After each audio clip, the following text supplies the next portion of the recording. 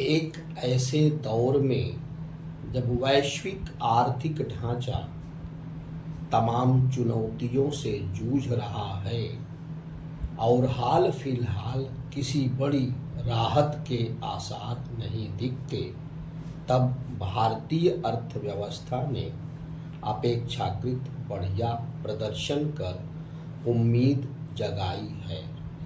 भारत तमाम बड़ी अर्थव्यवस्थाओं की तुलना में कोविड-19 महामारी के दुष्प्रभावों से कहीं बेहतर तरीके से निपटने में सफल रहा। तमाम भू राजनीतिक एवं भू आर्थिक समस्याओं के बावजूद उसकी आर्थिक वृद्धि में तेजी कायम है। इसी कारण अंतर्राष्ट्रीय मुद्रा कोष ने विश्व अर्थव्यवस्था में भारत को चमकता बिंदु बताया। 2023 की वैश्विक वृद्धि में 15% योगदान अकेले भारत का रहा है। प्रभावी डिजिटलीकरण के साथ साथ अनुशासित राजकोषीय नीति और पूंजीगत निवेश के लिए पर्याप्त संसाधनों जैसे पहलुओं के दम पर भारत न केवल महामारी के चंगुल से अपनी अर्थव्यवस्था को बाहर निकालने में सफल रहा, बल्कि वैश्विक आर्थिक सुस्ती के दौर में भी अपनी वृद्धि को चुस्त बनाए हुए है। इसी बीच मोदी सरकार ने नई विदेश व्यापार नीति FTP पेश की है। इस नीति का उद्देश्य 2030 तक देश के निर्यात को बढ़ाकर $2 ट्रिलियन करना है। अतीत की नीतियों में जहां एक तय अवधि हुआ करती थी, उसके उलट इसमें ऐसा नहीं है, यानी इसमें समय पर आवश्यकतानुसार संशोधन की गुंजाइश है। इसने उस व्यापार नीति की जगह ली है जिसकी अवधि 2020 में समाप्त हो गई थी, लेकिन कोविड महामारी के चलते नई नीति में विलंब हो गया। जहां विश्व अर्थव्यवस्था मंदी को लेकर संघर्षरत है, वहीं नई व्यापार नीति के माध्यम से भारत ने वैश्विक आर्थिक ढांचे में अहम किरदार के रूप में उभरने की नई प्रतिबद्धता एवं आकांक्षा का संकेत दिया है। भू राजनीतिक स्तर पर विश्व की बड़ी शक्तियों में विभाजन साफ देखने के साथ ही उनके बीच की विभाजक रेखाएं निरंतर चौड़ी होती जा रही हैं। विश्व स्तर पर शक्ति को लेकर ध्रुवीकरण नई हकीकत है, जिसके साथ सभी राष्ट्रों को ताल मिलानी होगी। चीन की अपने इर्द गिर्द जारी आक्रामकता और यूक्रेन पर रूसी आक्रमण से विकसित देशों के पास विकास से जुड़े एजेंडे पर आगे बढ़ने की गुंजाइश कम हो गई है। वहीं शीत युद्ध के बाद भू आर्थिक क्षेत्र में वैश्विक आर्थिक ढांचे को लेकर बनी सहमति भी दरक रही है। राजनीतिक विश्वास बनाने के लिए व्यापार एवं तकनीकी सहयोग अब विश्वास आधारित व्यापार एवं तकनीक साझेदारी की राह तैयार कर रहा है। आर्थिक उदारीकरण पर बहस का नेतृत्व करने वाले देश अब अप्रत्याशित रूप से उससे पीछे हट रहे हैं। वैश्विक ढांचे में कई मोर्चों पर जो चुनौतियां उभर रही हैं, उन्हें भारत के लिए एक मौके के रूप में देखा जा रहा है और भारतीय नीति निर्माता यह सुनिश्चित करने में लगे हैं कि वैश्विक राजनीतिक एवं आर्थिक ढांचे में देश इस बार अपने लिए विशेष भूमिका बनाने का अवसर न गंवाए।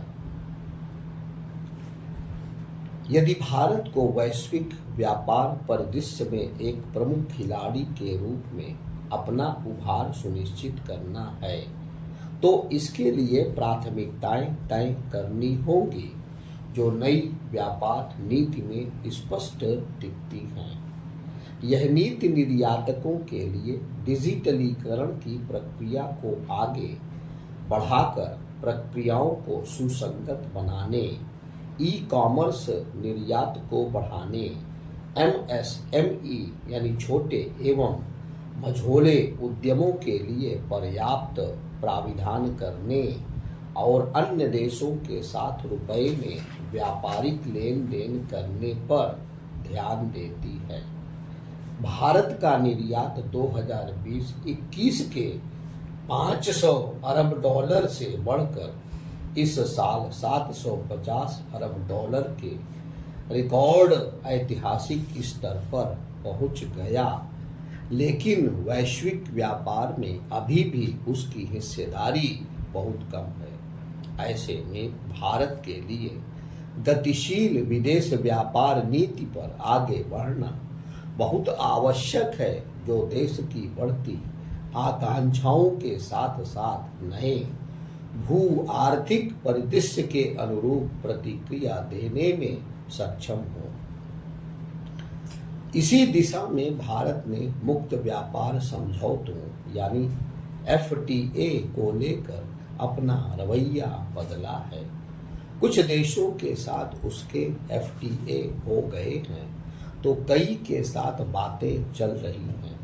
असल में यह भारत का आर्थिक उभार ही है जिसने पिछले 3 दशकों में उसकी विदेश नीति की दिशा को आकार दिया है। भारतीय नीति निर्माताओं को देश के राजनीतिक आर्थिक उभार के अनुरूप समायोजन करना पड़ा और उन्होंने उसी अनुरूप विदेश नीति को नया रूप दिया। भारत के आर्थिक कायाकल्प ने ही उसे उभरते वैश्विक ढांचे के केंद्र में ला दिया है। बढ़ती आर्थिक सामरिक ताकत के दम पर ही भारत नए वैश्विक ढांचे में एक शक्ति के रूप में स्थापित हो रहा है। भारतीय अर्थव्यवस्था द्वारा शानदार परिणाम देने के बाद भारतीय लोकतंत्र का आकर्षण भी और बढ़ गया है।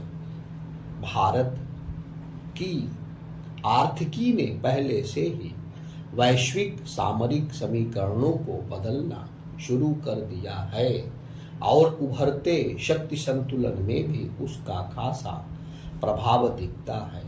यदि आज भारत वैश्विक ढांचे में प्रमुख खिलाड़ी की भूमिका का दावा करने में सक्षम है तो यह भारतीय आर्थिक विकास गाथा के जीवंत एवं गतिशील होने की वजह से उपजे आत्मविश्वास का ही परिणाम है। आज यदि भारत एक जिम्मेदार वैश्विक अंशभागी की भूमिका निभा सकता है तो इसी कारण कि उसकी आर्थिक क्षमताएं उसे यह संभावना प्रदान करती हैं। अब उभार ले रहे वैश्विक ढांचे में शक्तियां खुली प्रतिस्पर्धा कर रही हैं। इस स्थिति में वैश्विक संस्थान निस्तेज हो रहे हैं और आर्थिक वैश्वीकरण विखंडित हो रहा है। भारत इन सभी पहलुओं से जुड़ी बहस के केंद्र में है। आज पूरी दुनिया भारत की आवाज को इसीलिए सुनती है क्योंकि लोकतांत्रिक भारत $5 ट्रिलियन की आर्थिकी बनने के लिए प्रयास कर रहा है। विश्व उसकी विकास गाथा में विश्वास करने के साथ ही उसे पोषित भी कर रहा है। भारत अपना आर्थिक रुतबा बढ़ाकर ही वैश्विक ढांचे में अपेक्षित दर्जा प्राप्त करने में सफल हो पाएगा। इसीलिए कोई हैरत की बात नहीं कि भारत विश्व के साथ आर्थिक सक्रियता के मामले में अतीत की अपनी हिचक और असहजता को पीछे छोड़ रहा है। नई विदेश व्यापार नीति भी इसी रुझान को दर्शाती है।